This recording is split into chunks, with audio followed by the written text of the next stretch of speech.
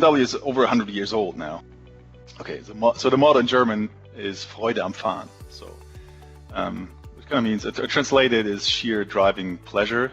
It originates from building engines. So it's more about power and pleasure in the sense of driving dynamics. But obviously, time changes. So when it comes to enjoyment related to the car, I wouldn't say that driving dynamics is completely cut out of the equation, but it definitely, there's certainly certain other aspects added to it, which is comfort.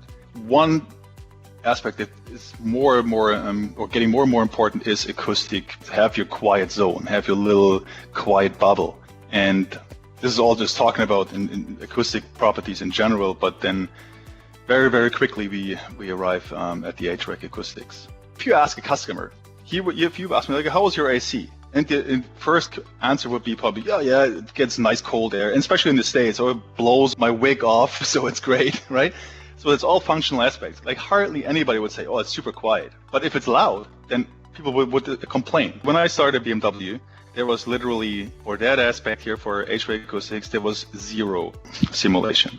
The onset of simulation was really coming from a problem that we could not solve it with hardware.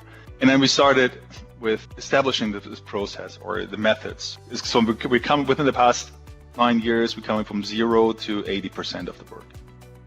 If you look at let's say a fluid dynamic analysis of a HVAC system, you could already see, okay, there might be a problem, but that's not sufficient. You want to say which one is the most problematic part and to what extent. And that's where particularly PowerFLOW came into the game. So we were looking for a simulation tool that helped us for analysis of the system.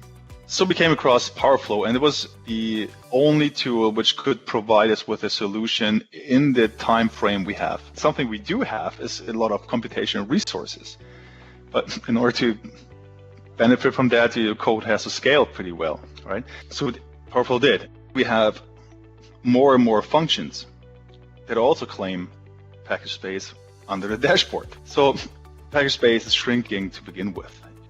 Whoever makes a decision, listen to the improvements. Okay, how do I achieve this? And then using the source visualization, you can accurately say, okay, see, here's what you just experienced. There's a problem, heard it, and here you see it now. And this is how it looks like if you change it. There were so many results I've seen using simulation. Yeah, just step by step improves my understanding that I would have not come up by myself. I love simulation because it provides me with way more insight than I would have without it.